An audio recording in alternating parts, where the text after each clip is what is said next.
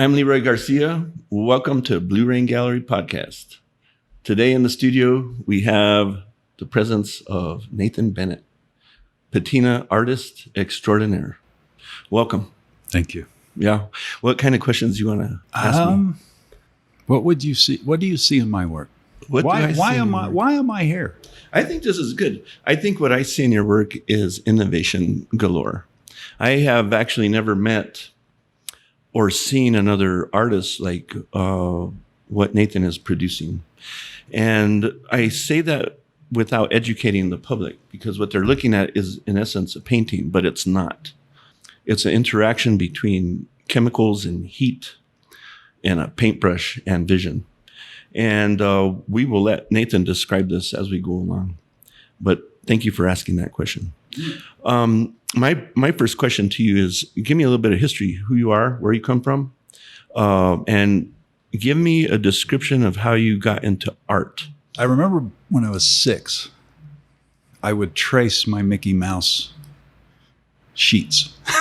I remember that distinctly. So I can go back that far to 6, that I can do that.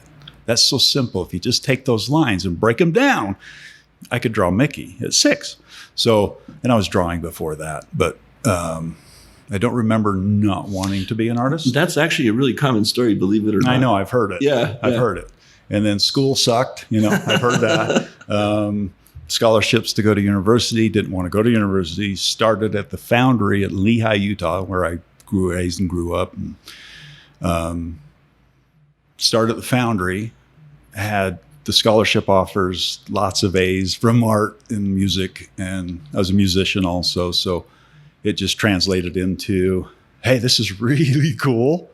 I love sculpture, more than painting, really, but it's all 6s. I just love art, but really getting down to it, I got to go to the foundry. They put me in the patina room and said, we think you're the next great patineur.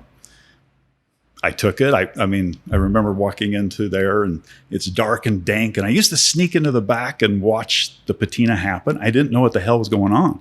It looks like magic. It is magic. Yeah. Really, literal, natural magic. And so it just fascinated me. So they put me in there and I ran with it. So I'd go in, patina artists wouldn't make it. I'd walk into the booth and look at the canisters that this stuff was in. Potassium ferrocyanide, I would read. Ew. Well, cyanide. Did you have respirator? No, this is what I'm saying. I know that's bad probably because it says cyanide, but I don't care. And I'd dump this in, dump that in, and it would turn blue. So I'd get potassium ferrocyanide to go blue. But it's a wine color on bronze. But yeah, how it translates with heat, right? So you see this purple crystal that goes black. You see this, it just doesn't make sense until you're doing it. So to have never seen a patina painting. The internet didn't exist back then, 1989. And since then, this is what I've been doing. The paintings, working with sculptures, doing patina on them. So it's been patina, patina, patina. So it's really literal, an art form of the patina, not necessarily painting. Mm-hmm. You know what I mean? Or sculpture. Well, there's an instant knowledge base it's not instant. It's developed over time, but it's not about painting. It's about the interaction, like you're describing, chemical interactions with heat. I'm looking at this going, what'd I do? So if you asked me to redo that piece or this, it would no, I don't think be hard. Nah, because I'm inventing as I go. And I find that with most patina artists, they are inventors. My question is, are you documenting your inventions? Yeah. In the head. I do, right in the head, yeah.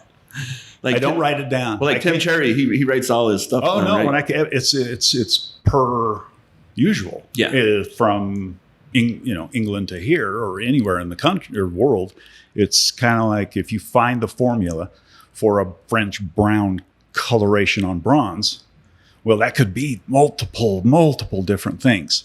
You could take it in and bury it for a while somewhere and then rub that off and then add, it could be really, really natural. But my thing is the heat with the metal being liquefied and then solidified again.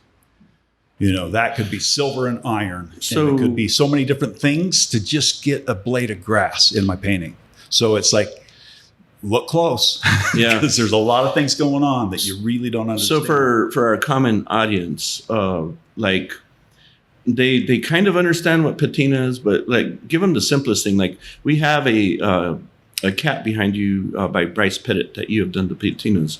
That's a fairly simple patina, but it's not. So describe like what are your tools and what are you using to develop color? And that's in a simplistic form in a way, as far as the patina part. That's on that piece right there. And on most sculpture in general. It does not get complicated like this. So, but for our audience sake, start with the simple part. You see the creamy color whitish on the mountain? Yeah. See the white on that face? Yeah. And then you see the warmth on the side? Yeah. If you look at the mountain and you look at the warmth and you look at the yellowish and then you look at the blue, that's the same as the green blue on that painting. So when you see a sculpture, it's just the patina changes and forms. That's the difference of what I've done with it. And so what are you using to get that? So what I use is iron. You liquefy these metals with nitric acid. So you take nitric acid to a solid iron, silver, copper. You can pull sulfur out of the hot pot from a volcano, and then titanium and iron oxide. And that we're talking copper, sulfur, ferric. You add a little silver nitrate in, some silver. That gives you different looks. And then you go with titanium and iron oxide, and then you can get into oxides, which is a tint. It's not a patina per se, but it is. So titanium dioxide is left over from pulling meteorite, which you get iron, and then you magnify that out, you liquefy it, and that's what tattoos are about. The dark in your tattoo is iron, the bull is iron. So when you're talking steel and those things, what we have to do is liquefy them. And you can do that with electricity or acid. It's kind of like that. So that's how you're creating the pigment, the color. The coloration, and then it liquefies. And then when each one of the metals, it's not pouring temperature. Pouring bronze is 2200. We're looking at the bronze, not... So you heat it up. So that's what my point is. Like, what's in your one hand is a paintbrush full of this chemical compound that you created. Well, and what's the other hand have? A blowtorch. So this is very industrial. Yes. It's grinding. It's fire. It's brimstone. It smells like hell, literally, because of the sulfur. Yes. And so it's not like I'm sitting there doodling and playing around. I do doodle a lot, but it's in between things. Pulling the grass up, figuring out how to get the copper to look like it is something more than just the color of the Statue of Liberty. Right. That's the Which trick. Is a natural. That's the trick, because there's not that many elements that I can use. Right. We could pull it up and say 7 elements maybe at the most. Yeah. It's a funky thing to be into, and it's my own little world. So, ladies and gentlemen, think about the genius of that, and from doing basic patina form on sculpture and then translating it like this, trying to control substance to create the image.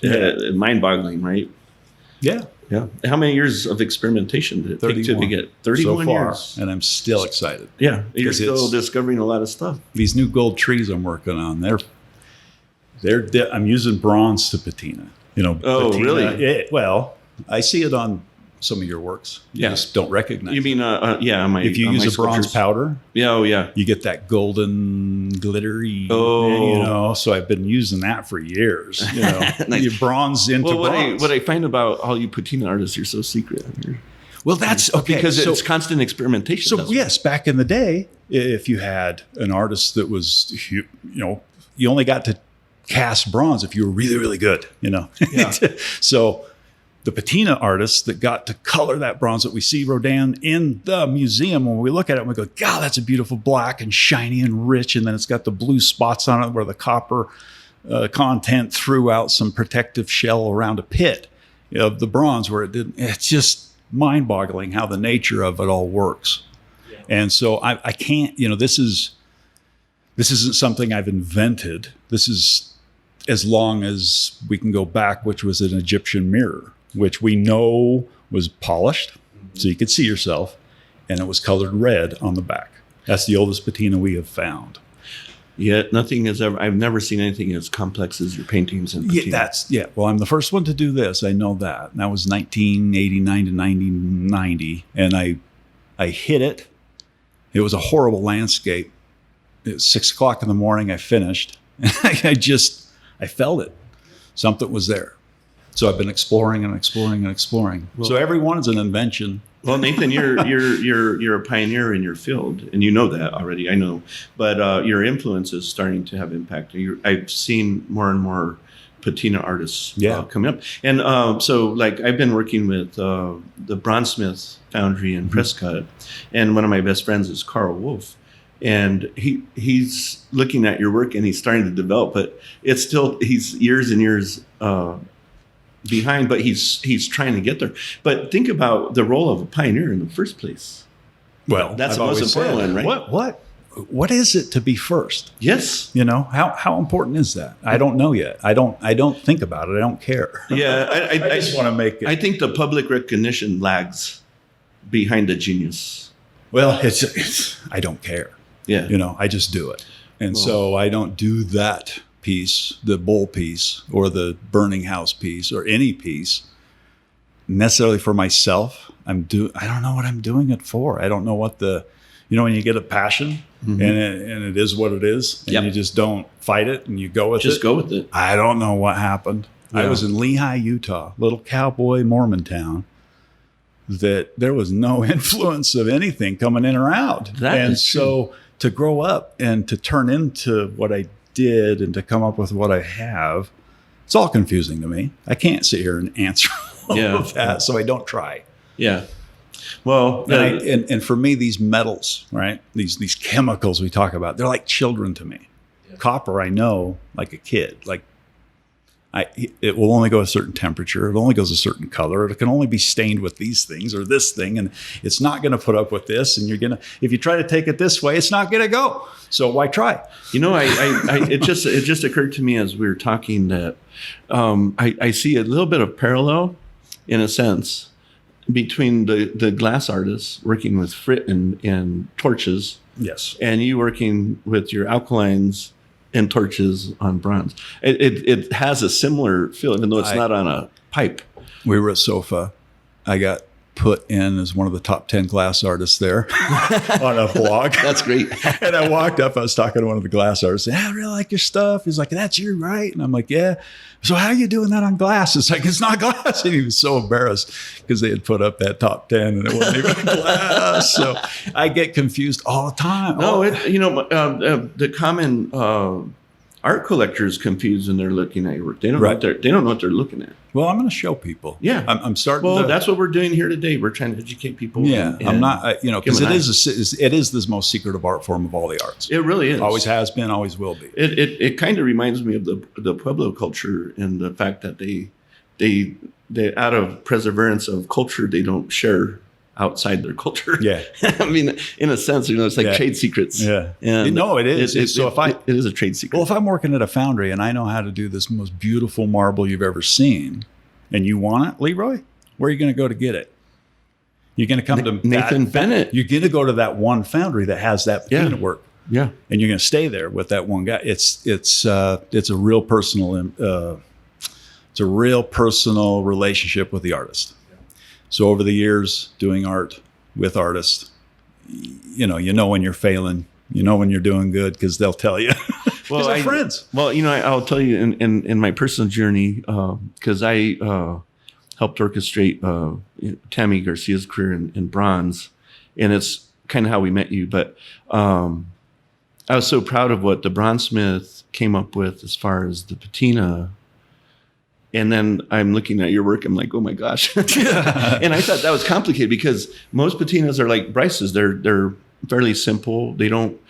Most artists don't want the patina to overtake the sculptural form, right? It's a thing that you work with. And in Tammy's case, we brought in patina artists like Carl Wolf, and we created what we thought was so innovatively different. But you're already years ahead of that. It's kind of funny. Boom. And the bowl. And I still want to get Carl Wolf over here. We got to get him in. But you guys are very special, and there's a lot of talent there and a lot of knowledge of experimentation, constant experimentation. Yeah. This is what people don't understand. You do one patina, you have liquefied metal, and then you re-solidify on it. And it could be just an ounce of this a little bit too hot, and the whole thing is different. Yeah. So you're looking for that one patina you came up with the first time.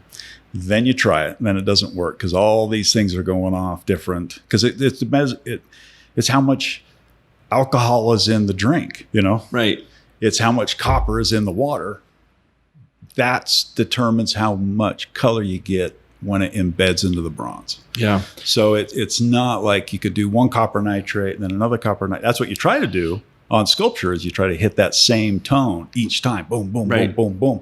When it comes to the paintings, that's all off. That's all off. Yeah. I don't know how the grass is going to go. I don't know how the clouds are going to read. I don't know how. So I just make it under almost the worst lighting I can. Well, so pop. So the other thing is, there's a complexity of the alkaline mixtures, the acid mixtures, all of that. But then there's the temperature control with the torch. Yeah.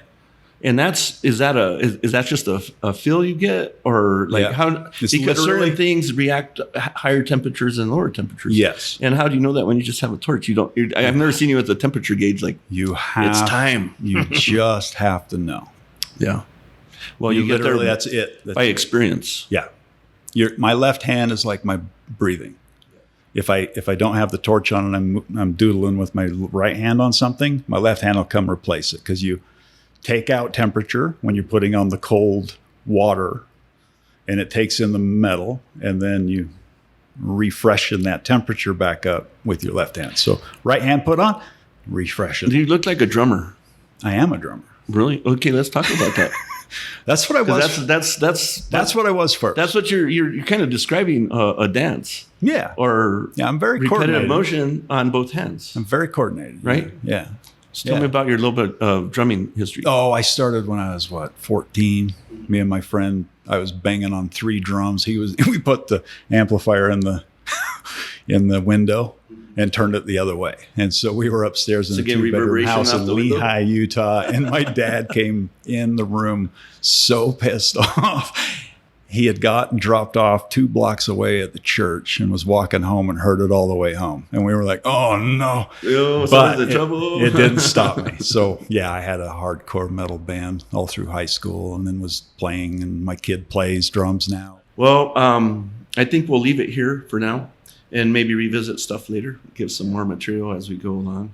But Nathan, we're honored that you're here, and we appreciate all the innovation and the experimentation you have gone through for a long time to develop what we have here at Blue Rain that you present to us. Well, thanks for seeing it. Thank you. Well, I have since the first moment. Because it's you. Yeah. You saw it. Well, thank you for coming in. Thank you for having me.